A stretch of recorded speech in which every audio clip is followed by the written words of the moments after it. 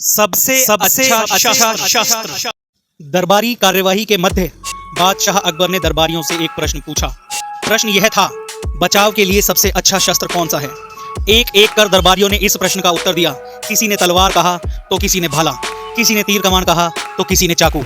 जब बीरबल की बारी आई तो वह बोला, जहां पनाह, मेरे विचार से मुसीबत में जो हाथ में हो वही सबसे अच्छा शस्त्र होता है।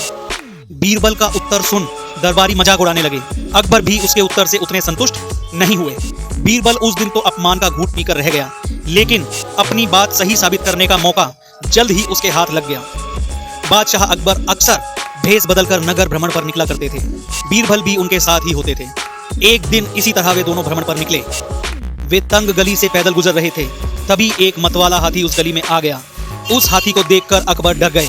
उस समय उनके पास एक तलवार थी, लेकिन इतने बड़े हाथी के सामने वो तलवार किसी भी काम की नहीं थी।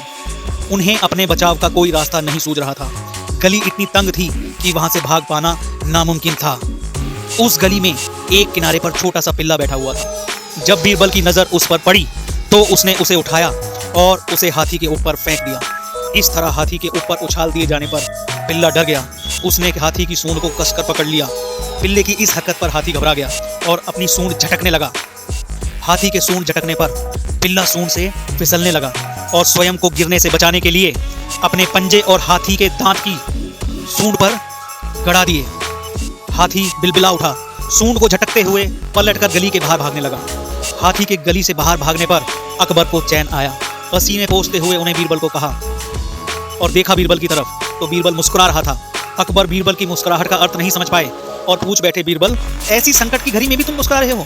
बीरबल बोला, जहां पनाह, मुसीबत की इस घड़ी में छोटा सा पिल्ला हमारा शस्त्र बना और हमारी रक्षा की। इस घटना से आपको अवश्य यकीन हो गया होगा, मुसीबत में जो हाथ में हो वही सबसे अच्छा शस्त्र होता है। अकबर ने भी मुस्कुराते हुए हामी भरी और बोले, बीरबल, तुम सही थे।